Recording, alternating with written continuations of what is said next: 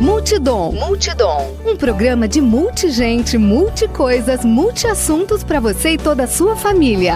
Apresentação: Marta Padovese.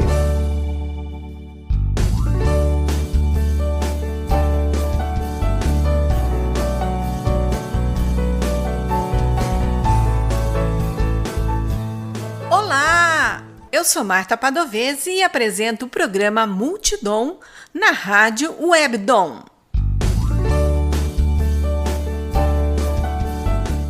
O bate-papo de hoje é com Heraldo Vaz. Ele é locutor, operador da Rádio Santa Bárbara FM 95.9 e apresentador do programa Samba e Companhia.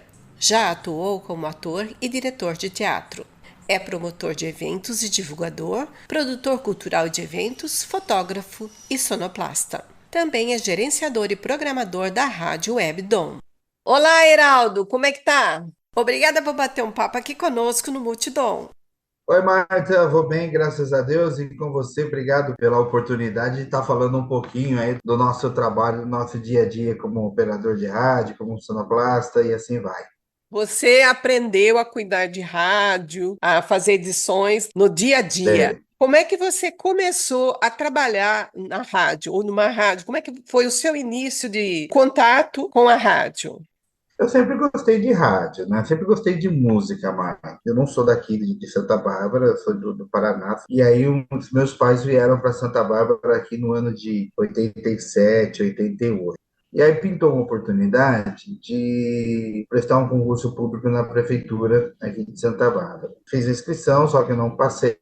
Aí depois disso eu fui procurar um pouco conhecer mais sobre rádio aqui. Eu fui trabalhar na Rádio Luzes. Na verdade, trabalhar não, eu fui lá para aprender mesmo. Fui lá, conversei com a Beth, né, a saudosa Beth Gonçalves, e ela me deu a oportunidade de estar aprendendo um pouco de operador de rádio. Depois eu saí de lá, fiquei um bom tempo fora, fiquei trabalhando numa loja na cidade, uma loja de equipamentos de som. E aí, em 94, a prefeitura abriu uma outra oportunidade, um concurso público para a rádio de novo. Beleza, aí eu fui, fiz esse concurso, passei. Aí até então eu já sabia alguma coisa de rádio, né? Porque já tinha alguns meses aí da Rádio Luzes, onde eu comecei e tal, tudo certinho. Só que coincidiu que eu estava me alistando para o Exército. Então aí eu não pude exercer a função, porque em 94 o Exército me chamou e eu fui prestar o serviço militar. Tive que dispensar minha vaga e fui para o serviço militar. Depois que passou o serviço militar em 94 para 95, eu voltei, mas já voltei já não tão deslumbrado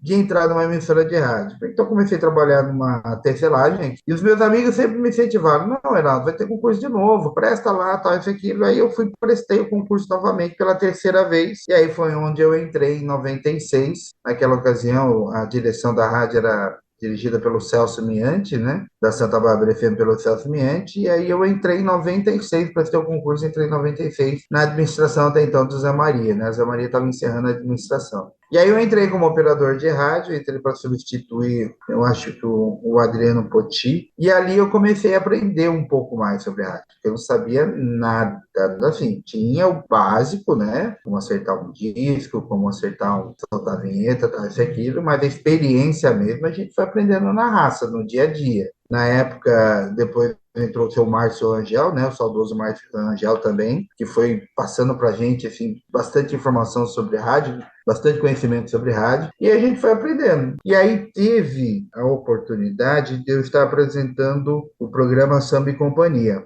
O Samba e Companhia, ele era apresentado pelo Júnior Guarda. E aí o Júnior saiu, aí entrou o Edi Ferreira, e depois, quando o Edi saiu, na época a direção da emissora era presidida pelo Paulo Delbu. E eu fazia técnica para o Edi. O programa era de sábado, né? Das 7 às 9 da noite. E o Edi teve uma proposta de uma outra emissora, e nesse horário ficou vago. Foi aí onde que eu entrei em contato com o Paulo, né? Perguntei para ele: Paulo, quem que vai apresentar o Samba e Companhia? Não tem ninguém, tá chegando no horário. Eu falei: não, entra no ar, faz você. Então foi a primeira vez que eu entrei no ar, assim, gaguejando, tremendo, mas foi daí em diante que deu o pontapé aí do Samba e Companhia. Foi meados de 98, por aí. Desde então, eu comando o programa Samba e Companhia até os dias de hoje. O programa que é feito todos os sábados, das 2 da tarde até as 6 da tarde. É um programa ao vivo, um programa bem descontraído, bem irreverente, um programa onde que eu uso a linguagem de falar com o público mesmo, da forma que a gente usa no seu dia a dia. Tem os erros, tem os erros eu brinco com os erros, tem a participação do ouvinte, que o ouvinte participa, né? Naquela época o ouvinte participava mais por telefone, né? Hoje participa mais pelo WhatsApp, pela rede social. E eu trago também sempre grupos convidados para fazer um ao vivo. Então, trago grupos de samba aqui da nossa cidade, da região, né? Vem fazer um ao vivo para a gente. E aí, a partir do Samba e Companhia, eu vi que eu sentia a necessidade de colocar um pouco mais de conteúdo para o pessoal que me ouve. Aí a gente criou o site do Samba e Companhia, que é uma rádio web do Samba e Companhia, onde também é veiculado músicas e tal, e é feita a divulgação dos eventos de samba, né? E a gente faz cobertura também, fotográfica da cobertura, divulgação e cobertura fotográfica dos eventos de samba. E aí o público começou a participar mais com a gente também. Criamos uma página no Facebook, Instagram, e a gente está nessa pegada até hoje, nesse dia a dia aí. Você disse que no primeiro dia que você comandou foi ao vivo, teve uma certa tensão. Como é que foi esse dia aí de estreia? Ah, esse dia de estreia eu lembro como se fosse hoje. Foi num sábado, né? Faltava 10 minutos para 7 da noite. Como eu sabia que o Edir não viria já, né? Porque o Edir já tinha se despedido durante a semana, porque ele fazia programação durante a semana, ele não viria no sábado. E eu peguei e liguei para a direção, naquela época era o Paulo Delbu. Perguntei, falei, Paulo, quem vai fazer o programa do Samba e Companhia hoje? Tá, ele falou assim, não tem ninguém. Entra você no ar e faz você. Eu falei assim, como assim? Não, entra lá, entra, abre o microfone e vai falando. E aí comecei, né? Aquela tensão, aquele nervosismo, porque assim, nunca tive o dom assim da locução na época, né? Seria minha primeira locução mesmo assim, comandando um programa eu. Na verdade, eu tinha feito participação dentro do programa DJ Mix com o DJ Barones, mas o Barones era o âncora, né? O Barões era o âncora e eu fazia só as pontes, né? De repente lia uma notícia ou falava algo de interessante. Eu lembro muito que naquela época a gente recebia muita revista DJ Sound, né? De São Paulo, então a gente tinha muita notícia de artistas, né? Americanos, tal, das músicas de flashback dance que rolava na época, mas programa mesmo, apresentar um programa, eu nunca tinha feito. Então, ali foi um misto meio de tensão, abriu, colocar um fundo, achar um fundo musical, colocar e falar, gaguejava, tremia. Nossa, errei muito nesse dia. Queria enfiar a cabeça debaixo da terra. Mas foi indo, né? Os amigos que me ouviam, né, principalmente de rádio, iam me dando toque. O Barões muito me ajudou bastante nesse sentido também, me dando toque, ó, fala assim, né? Em vez de você usar essa palavra, usa outra, tal. Aí fui pegando um gosto pela coisa e aí tô no ar até hoje. E até hoje eu erro, viu, Marta? Vou ser bem sincero para você. Como eu faço um programa ao vivo e eu tento falar uma linguagem bem mais próxima do público presente, porque eu falo, para você que está em casa, a Dona Maria está fazendo arroz e feijão, né? Está ouvindo o nosso samba e companhia aí, muito obrigado. Para você aí, o patrão acabou de chegar do trabalho, né? Tá aí, bem tranquilo, tá descansando, tomando seu refrigerante amargo e tal. E eu erro nessas brincadeiras aí também. Mas aí eu acabo brincando com o meu erro. Opa, não é que eu apertei o botão errado, Heraldo, né? Isso aqui, é esse aqui. Ô, gente, programa ao vivo é assim mesmo. E assim vai. Então, eu acho que me aproximou um pouco mais do ouvinte do samba e pagode, trazendo essa linguagem bem mais popular, bem mais próxima do seu dia a dia. E aí eu estou até hoje, gosto do que faço, amo o que faço, adoro samba, tudo quanto é evento de samba que se puder estou presente. A minha família também, tanto a minha esposa, a minha filha também. Então nós somos aí uma família aí abençoada por samba aí também. Qual a diferença entre um samba e um pagode?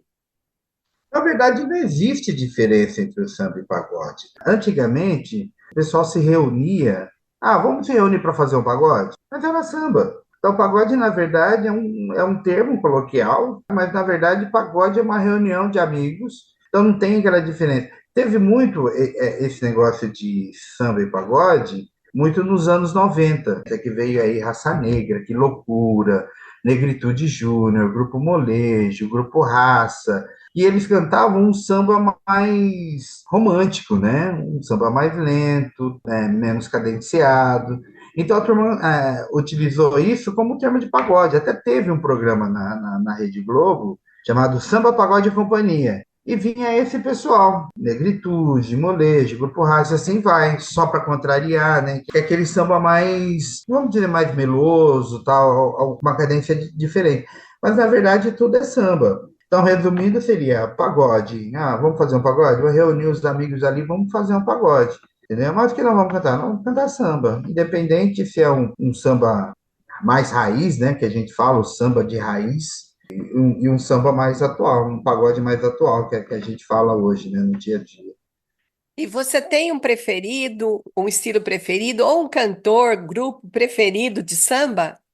Olha, preferido de samba eu tenho o Jorge Aragão. Gosto muito de Leci Brandão, Bete Carvalho, Fundo de Quintal. Eu gosto de ouvir mais vamos dizer assim, os clássicos do samba, um pouquinho lá embaixo. Como diz no linguajar do sambista, o pessoal número baixo, né? Número baixo é quem chegou primeiro. Por isso que fala assim, ô, que dali é número baixo, então vamos respeitar quem chegou primeiro. Adonira Barbosa, Demônios da Garoa. Gosto dos sambas de hoje também, né? Depois vem a linha dos anos 90, né? Que vem Raça Negra, Que Loucura, vem Molejo, só para contrariar, Grupo Raça, tem Alcione também. Ah, tem muita gente boa. E o pessoal mais novo de hoje, que é Sorriso Maroto, Pixote, Menos é Mais, De Propósito. Você concorda com a frase: quem não gosta de samba, bom sujeito, não é? É ruim da Ah, cabeça ou doente do pé? concordo e assino embaixo. Eu recebi um texto de uma amiga minha que tem a maior definição de sambas. Um samba é assim, olha. Por isso que falo que quem não gosta de samba, bom sujeito não é. Porque quando você vai no samba, você esquece da vida. Você está lá com o seu lalaiá, você está batendo na palma da mão, de repente você ouve uma música que te remete lá no passado.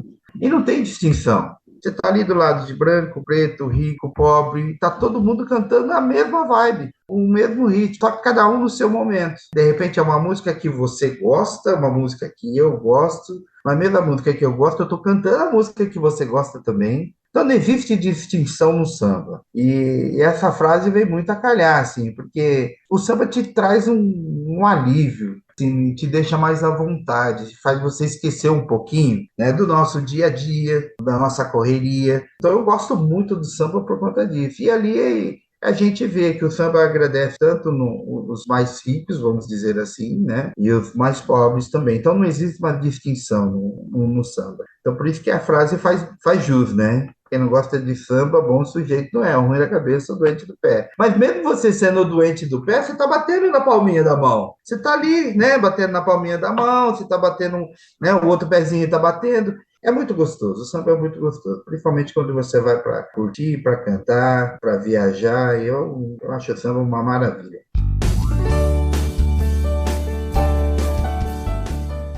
Você ouve o programa Multidom. Apresentação Marta Padovese. O bate-papo de hoje é com o locutor, operador e programador de rádio, fotógrafo e sonoplasta Heraldo Vaz.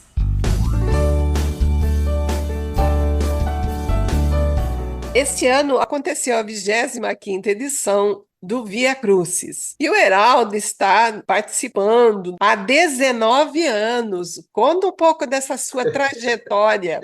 Pois é, Marta, minha trajetória no Via Crucis aconteceu em 2005, né? O Via Crucis antes era comandado pelo Farid Design e também pelo Jerônimo, né? E em 2005, o Almir Pugina foi convidado a ser o diretor do espetáculo Via Crucis. E como eu fazia teatro com ele, né? Fazia teatro desde 96 também, estou nessa caminhada de teatro. E eu fiz alguns trabalhos com o Almir. E como ele sabia que eu trabalhava em rádio e tal, ele me convidou para fazer a sonoplastia do Via Crucis. E aí eu topei, entrei com ele em 2005, e aí a gente está nessa pegada até hoje. Na época, a gente não tinha a tecnologia de hoje, né? Naquela época a gente fazia tudo no braço, né? Ainda tinha o surgimento, estava surgindo o MD, que é o mini disc, e depois veio o CD. Então a gente trabalhava na raça também no CD nessa época do Via Crucis. E aí eu tô lá até hoje.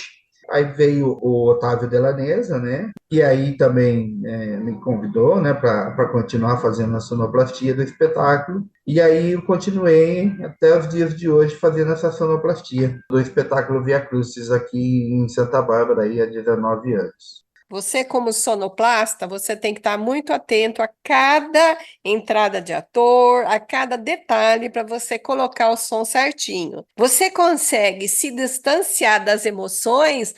Muitas pessoas me perguntam isso, até os próprios atores me perguntam: você conseguiu assistir minha cena? Eu falo assim: não, não dá para assistir a sua cena. Não, só assim, no último dia que eu já estou meio que já carimbado, que eu consigo parar um pouquinho e ver alguma coisa. O processo do Via Crucis é assim: existe a convocação do elenco, tem os ensaios e tal, aí a formação, né, a distribuição desse elenco, e aí sim começam os ensaios, montagem de cena. É a partir daí que hoje eu entro. Eu começo a acompanhar a montagem de cena desde o início, desde o processo de criação da direção. Eu vou conversando, né, com o diretor: olha, qual é a linha que ele vai seguir para a gente poder trabalhar a questão de trilha. Então, eu já vou acompanhando ali. Então, eu já vou sabendo alguns momentos dos atores, algumas marcas, algumas deixas, alguns posicionamentos, que para mim é muito importante na hora de eu executar a trilha sonora. Depois que passa todo esse processo de marcação de cena, de ensaio, tal, isso, aquilo, vem o processo de gravação das falas, entendeu? Então, a gente se reúne, as gravações são feitas no Teatro Municipal, e a gente faz a gravação das cenas. Os atores respeitando aquilo que foi criado durante todo o processo cênico de criação, e eu acompanhando, no caso da gravação, que saia tudo perfeito, que não tem nenhum barulho extra, que não tem alguma coisa que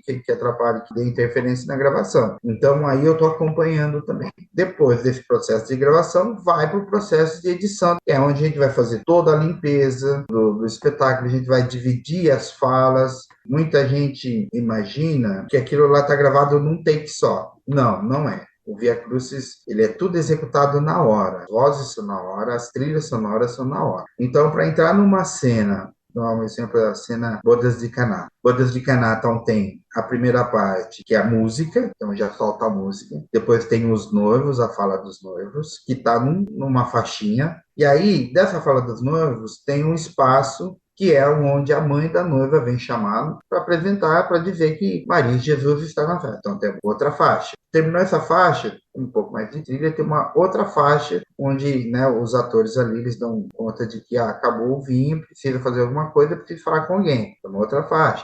Viu, acabou o vinho, papapá, papapá. Aí tem a outra faixa, que é da Maria. Jesus, aconteceu um problema, tal, acabou o vinho, acho que você pode ajudar. Por que eu estou falando que tem faixa? Porque tem espaços durante a cena. Então tem um ator que está a 5 metros de distância, tem um ator que está perto, tem um ator que está longe, e eu preciso criar essa conexão entre eles na trilha sonora. E como que é feita essa conexão? Através de marcação cênica. Então o ator, ele me dá uma deixa cênica, que é o gestual dele, que é a mão, que é o braço, que é na hora que ele toca na outra pessoa, e assim a gente vai fazendo. Porque não dá para fazer isso tudo num take só, eles terem mais ou menos a dimensão de quanto tempo eu vou demorar para chegar no ator do outro lado para poder dar a fala. Então, tudo isso é controlado pela sonoplastia. Numa cena como o Bodas de Caná, eu tive 10 faixas de uma cena só. E tudo isso eu vou segurando na trilha. Por isso que eu falo assim que eu não consigo me emocionar muito, porque eu tenho que prestar atenção nesses detalhes. Nessa marcação cênica, nesse posicionamento de mão, que eu sei que, por exemplo, a Marta está em cena. A Marta ela vai falar com o Jesus, na hora que ela colocar a mão no Jesus, eu vou soltar a fala dela. Que é aí onde o ator embaixo vai estar dublando a fala dele. É assim que funciona o processo de sonoplastia do vídeo. E a gente vai fazendo pesquisa musical para poder encaixar nessas cenas aí.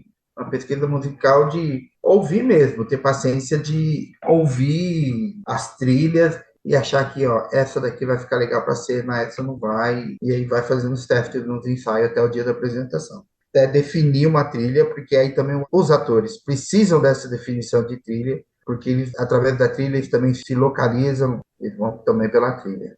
Esse ano, a gente usou 67 trilhas. Sem contar as vinhetas de abertura, tal. Só que dessas 67 eu vi, acho que mais de 100. Que cada cena eu vou colocando 5 ou 6 faixas que eu vou, durante os ensaios, eu vou utilizando para ver, ó, essa ficou legal, essa não ficou, essa vai passar emoção, essa não vai. Porque tem cenas no espetáculo Via Cruz que precisam desse time da emoção. E assim a gente vai criando a sonoridade do espetáculo até o final. E até mesmo no dia mesmo de apresentação, se eu ver que não tá legal, eu substituo e vou encaixando no espetáculo para ver se vai funcionar ou não.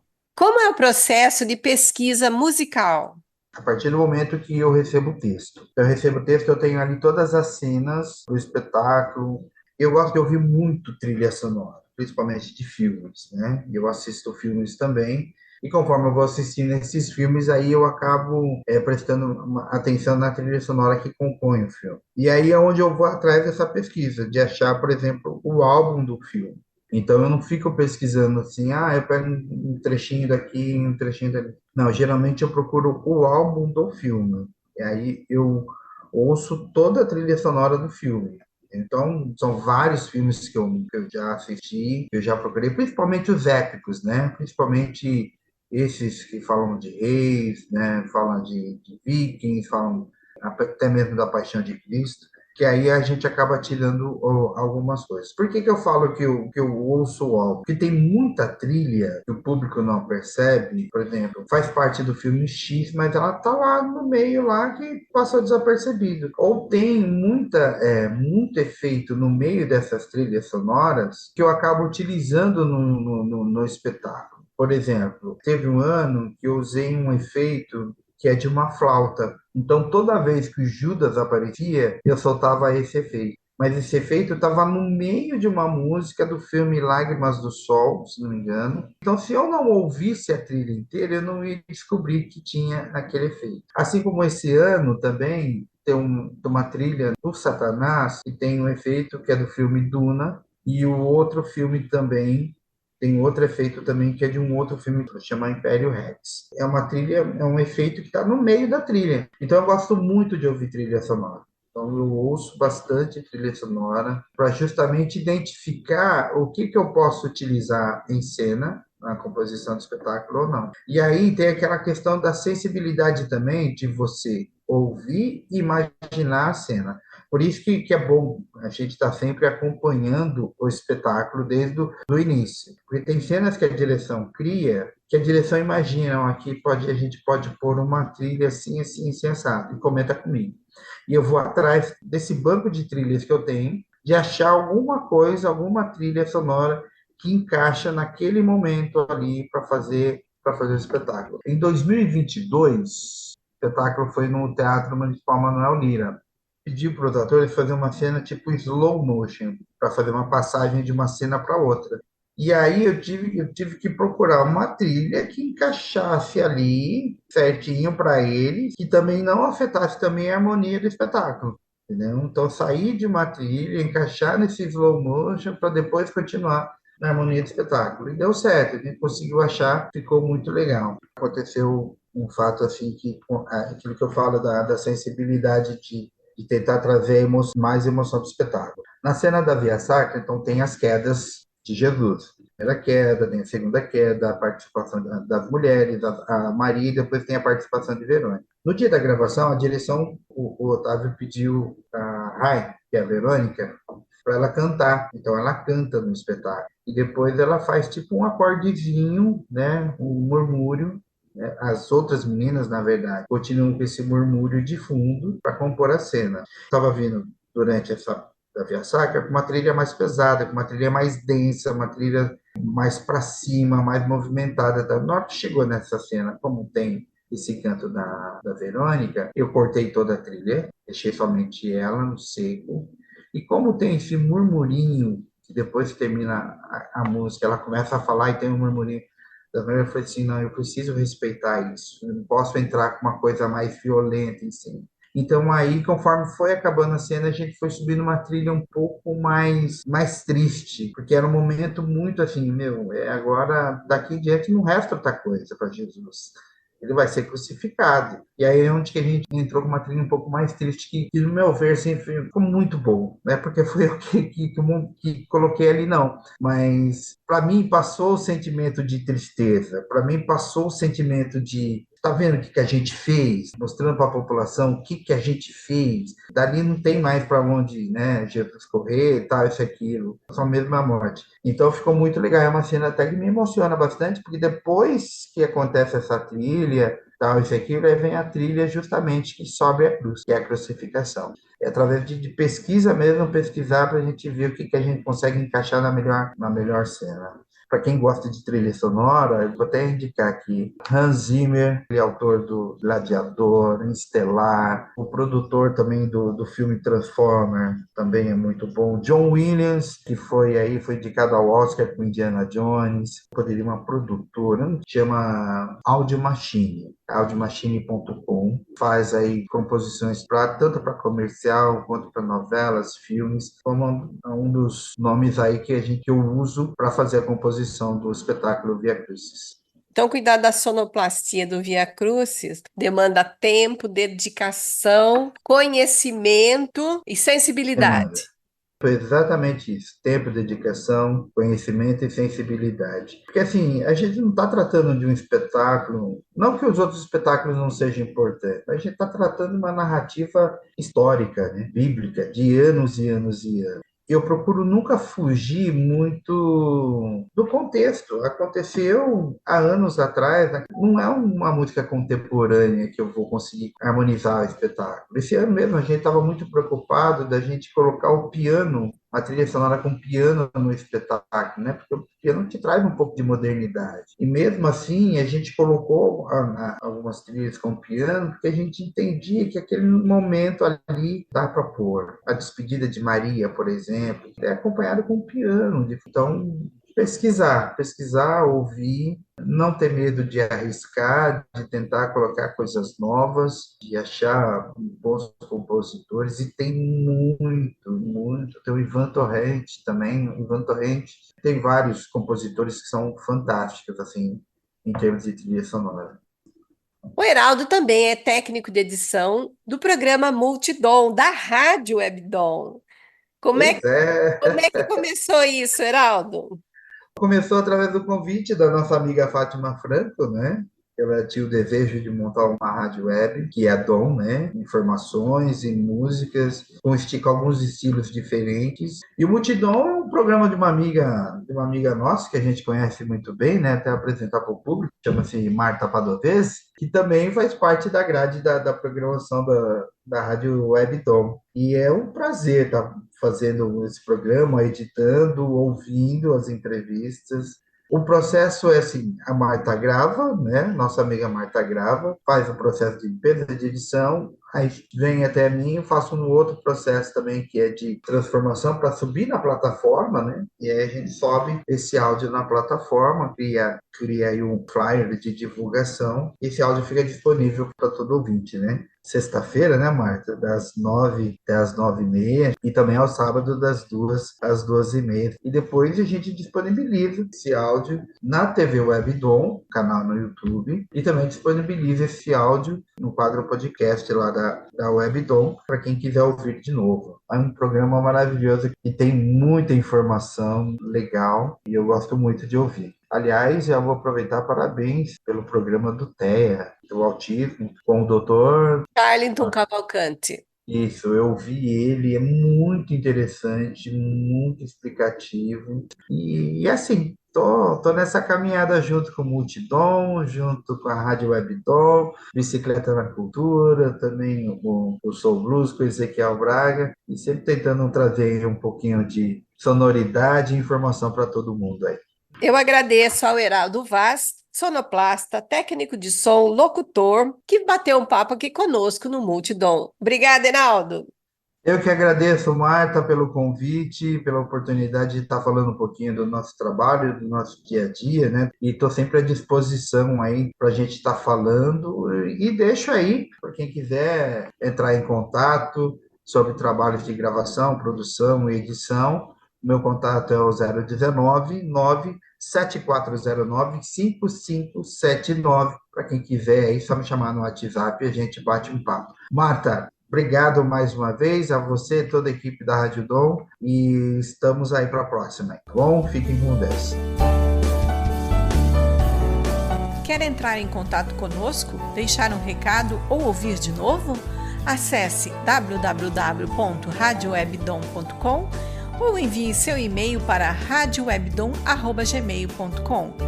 Você também pode entrar em contato conosco pelo Instagram e Facebook Marta Padovese. O programa Multidom tem o apoio da Rádio Webdom. Produção e apresentação Marta Padovese. Edição de áudio Heraldo Vaz e Marta Padovese. Direção-geral, jornalista Fátima Franco.